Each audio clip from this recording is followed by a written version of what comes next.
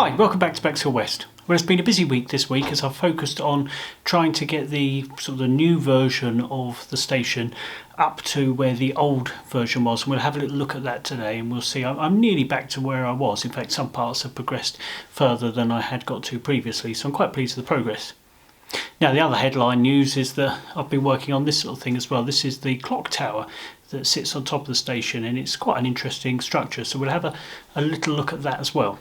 Now, there have been one or two other things going on, and also some apologies from me for things that appear not to have progressed. So I'll talk about those as well, and I'll sort of explain a little roundup of where everything is at. So, thanks for watching. I'll see you at the end.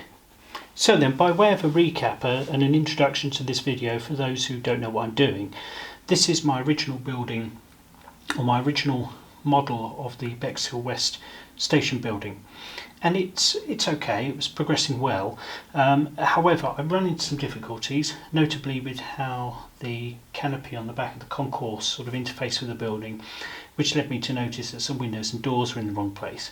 And rather than butcher this, I thought, well, it's not going to take me that much longer just to redo the whole thing. So that's what I've done. So this is the original. So it's kind of a case of out with the old, and I'll fetch the new one in, and you can see what progress has been made. And so this is the Mark II version, which looks very similar to the first one. There's still some details to add on here. Again, some more fancy stonework to go on the facade of the building, and I've got the coping stones that run around this gable still to do. Additionally, I still need to slate the roof, but this time round I've engraved the roof structure with all the courses of slate. So slating, that's going to be easier. And of course, quite obviously, I've now got a clock tower, albeit in an embryonic form, but it starts to give an impression of quite how impressive this whole station building is. Now, these chimneys are still the originals, and they're not correct. I'm going to remake these, so they're just sort of balanced on just to give an idea of what's going on. But I'm quite pleased with the progress. It's been a lot of work to create something which is essentially the same as what I had previously. But on the back of the building, which we'll have a look at in a minute, there have been some significant changes, and I think it's going to be well worth all this effort. So then, if we take a seagull's eye view from the top, we can just lift this roof structure, comes off in one piece, and we can have a look inside, and hopefully you could see that the engraved detail on the inner walls, which I've shown previously, I've started to paint that. So we've now got the panelling on the lower parts of the walls, and we've got all of the rooms recreated. We've got the main booking hall, parcels office, waiting room, ladies waiting room, ladies toilets. I believe this was the station master's office. I think this might have been a parcels or porter's office or something like that. Anyway, the rooms are all there. And additionally, something which I don't think we've seen before is this little structure which sits inside here, and this is a kind of a timber panelled lobby that you would, and this is still there. You can go and walk through that now if you go and visit the building.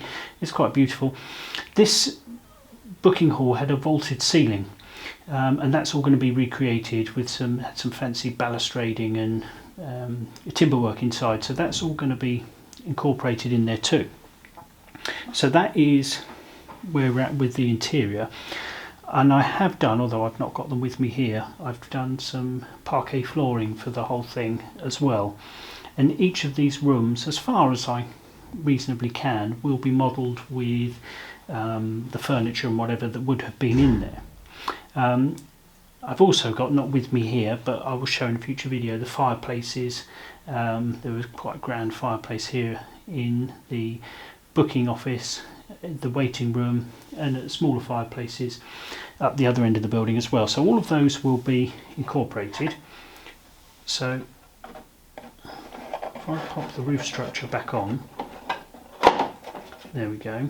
Now this might not be the final version. We'll talk about this in just a minute. There's another little gable that sits on the back here, and I need to put another little notch in the back of that clock tower just so that will fit, and then I'll run my slating up to it and put the necessary flashings round and tidy it up, make it all look neat. And so here we have the back of the station. I've turned it round on the board so we we've still got the car park here, but hopefully you can see what I'm doing. So the back of the station, the changes I've made, I've added some doorways, I've modified some of the windows slightly, but significantly I've repositioned the fixing points for the concourse canopy, so that now that is accurate.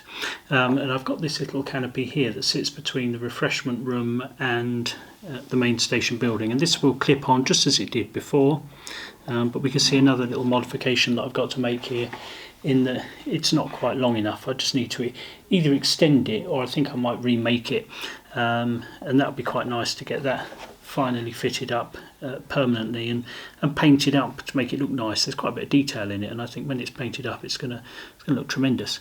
So that's changed to the back of the station. I've added some of this stonework, again a little bit more work to do there, but significantly you can see this is just painted in the flat brick red.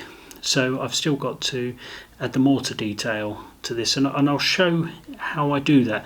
I've shown it in a previous video, but lots of people may not have seen that, so I'll show that again in just a minute, because I've changed my technique slightly. I don't know if it's better or worse, but I've changed my technique, so I'll show that in just a moment. Now then, this is the canopy frame for the concourse canopy that you will recall from a previous video, and the problem I have is that of course it now no longer fits because of the errors that I had made, but that's okay. I've remade it. I think it's the 5th attempt at making this structure, but I'm quite pleased that it's all worked out the way in which it has, because I now have I've made some improvements. So I'll put these side by side, and I hope the camera will be able to pick up on what those improvements are. Let's see if I can get it to focus. So the lower version was the original, and it very simplified the steel work, and you know, it's okay, but it could, I felt, have been a bit better. So what I've done here, I've made each of these beams out of 2 laminations of material, and been able to get the crisscrossing nature of the ironwork to kind of look a little bit more realistic. It's still a compromise, but I mean, I hope that you can see here there's a bit more relief to it. Now this is still in primer. This will have a final coat of paint in the week, but it all fits up nicely and it's gonna work a treat. Where'd it go? There we go. This will sort of clip in here. This is difficult to do whilst I'm filming, but that will go there. And then the other canopy that I had just shown sort of sits onto the end, something like that. Now, another advantage of all of this extra work is that since undertaking all of this, I've got hold of some drawings for the original ironwork, so it's a little bit more accurate, and significantly also I've got a drawing for the correct pattern for this valance here. What I had produced previously was kind of my best guess at it. Now I think I've got that profile pretty good. So I imagine that over the course of the next week or so I'll be able to get the correct valance added to this, and this should look much more realistic than it did previously.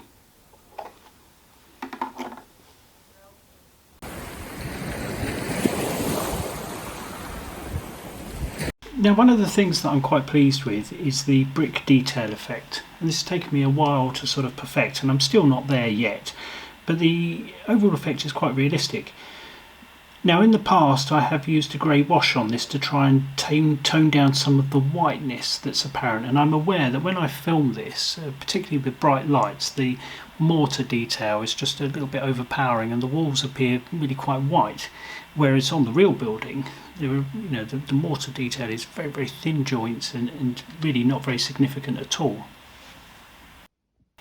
Now, painting things artistically really is not my strong point. I'm quite good if I do paint something of a flat colour, I get the airbrush out and I'm quite comfortable with technique in achieving a flat tone.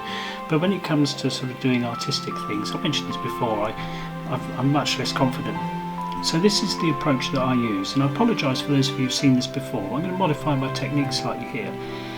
But I begin with the laser engraved brickwork, and that's all painted with a flat Humbrol brick red enamel. I think that's number 70, and I think really it's the wrong colour for Bexhill West, but like I say, I'm not artistic, and colour theory and everything sort of baffles me a little bit, so I just pick a standard colour because I know where I'm at. Now what I'm doing here is just applying, this is a standard household filler, like a fine surface filler, and I've just rubbed that into the brickwork and rub it off again, and of course it leaves it embedded within the mortar joints. Now the problem with this is that really the mortar joints are overscale.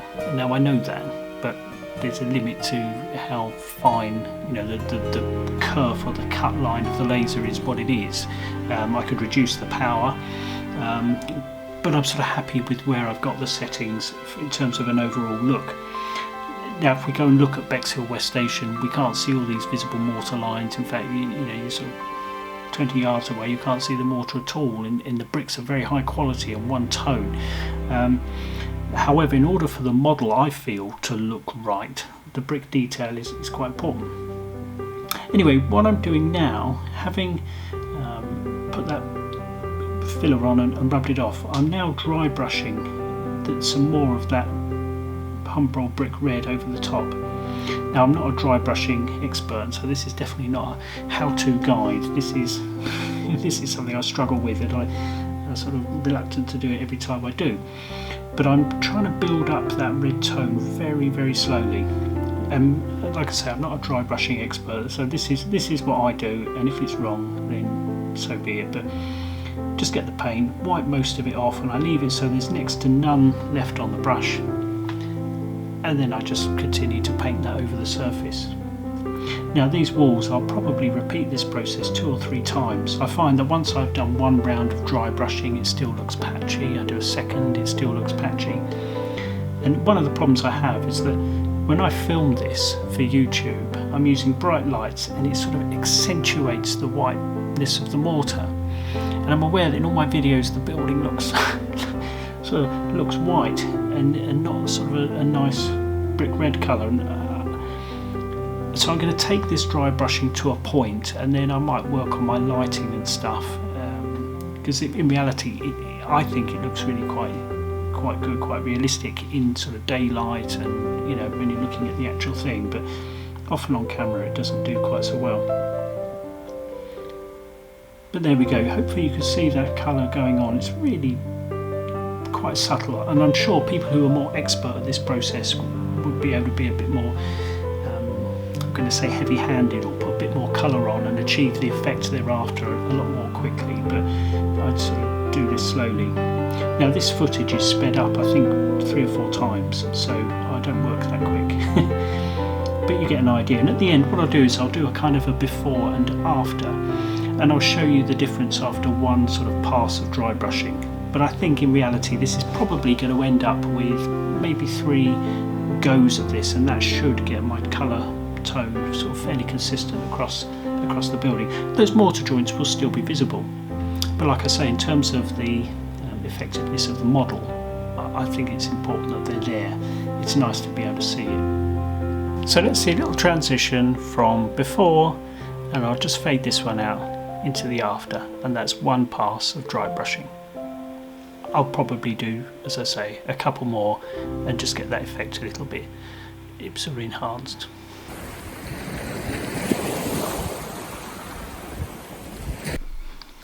And so what of the clock tower? Well, this is my sort of attempt at it. It's a fairly straightforward 3D print, and this still needs final painting up and whatever. I've just been sort of experimenting with this one, trying to get a LED effect. I think it's a bit dark, needs to be lightened up a little bit, but you get the idea. So I'll put on screen the CAD drawing that I used to produce this, and that was generated from, I had some original drawings of the original clock tower that was proposed. Now as proposed, this top piece tapered out slightly from top to bottom. It was slightly wider at the bottom than it was at the top. For whatever reason, when it was built with parallel sides. So I've done mine with parallel sides, but I used the drawings of the original to sort of get as much detail as I could, and there's probably still some detail I can add to this, but as a starting point it didn't seem bad. Now I have a version of this in which I've left the clock faces open with the idea that they could be installed later.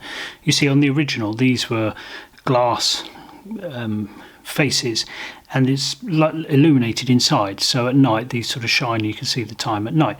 So I may well do the same, or I might decide that that's just a complication I could do without.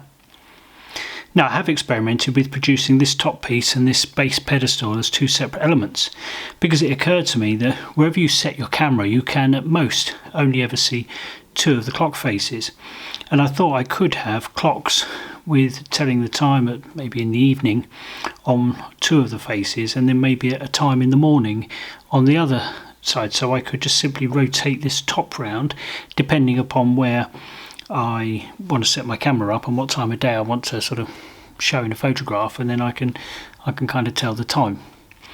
I did think about making several of these removable with different hours depicted, and I could swap them over, so who knows, I may well or may not do that, but it was just all some ideas I had. But this is quite a pleasing little thing in its own right, and it's printed rather nicely. Hopefully when I finish painting it I'll be able to paint it up to a standard that sort of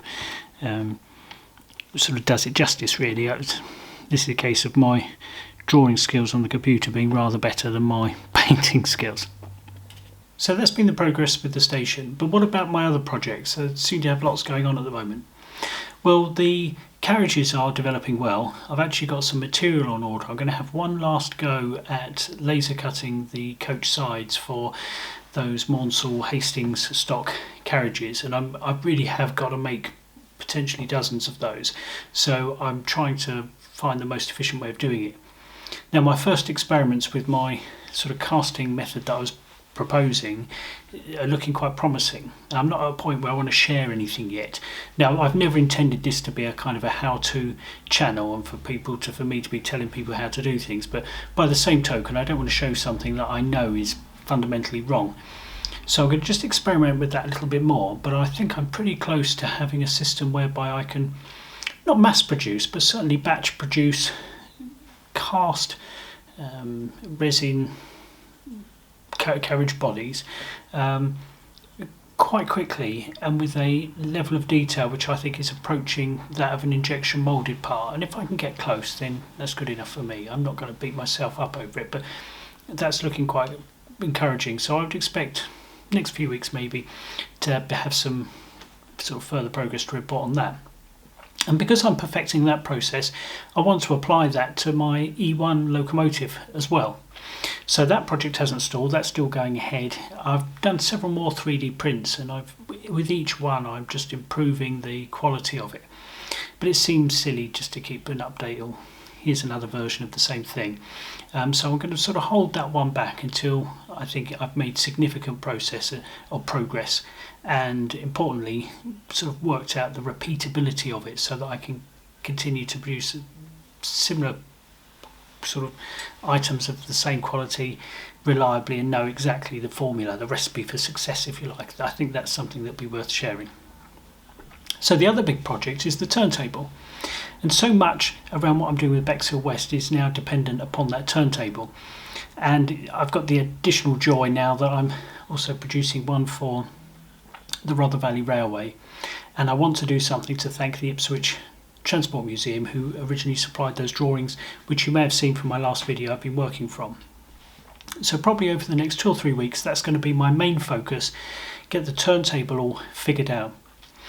Now I think either for Rother Valley or for the Ipswich Transport Museum, I'm thinking that their turntable, I'm leaning towards gauge 1.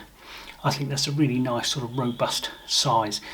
So I'm thinking we need a gauge 1 engine to turn on it. Now they're quite expensive, and I'm not sure I've got the resources to go and buy one, but we might be able to make one, perhaps a gauge 1 Terrier. Who knows? That's all to be thought about. But certainly expect in the next 2 or 3 weeks there to be a turntable update video where I'll show you the entire turntable modelled in 3D CAD. It's really interesting, I think, really basic engineering, but really very elegantly executed. So everything that you have seen me sort of working on in the past, that's all continuing, and I'm quite pleased and looking forward to sharing that progress with you soon. So there we have it, and this feels like a suitable place to put a pin in this video and call it a day. Thank you all for watching. I hope you found today's content interesting. I'm aware it's sort of laboured on a little bit. I must be honest, I'm really struggling now with making these videos every week. I enjoy doing so. It's definitely not a chore, and of course no one's making me do it. But I try to do it one each week to keep myself disciplined, to keep myself working and whatever, making progress with my model. The day I sort of decide not to make a video will probably be the day I put my feet up and then don't get any work done. So I'm going to keep doing them, but if I miss a week or so every now and again, please bear with me. It's because I've been busy. Anyway, once again, thanks very much for watching. I look forward to seeing you hopefully next week. Cheerio.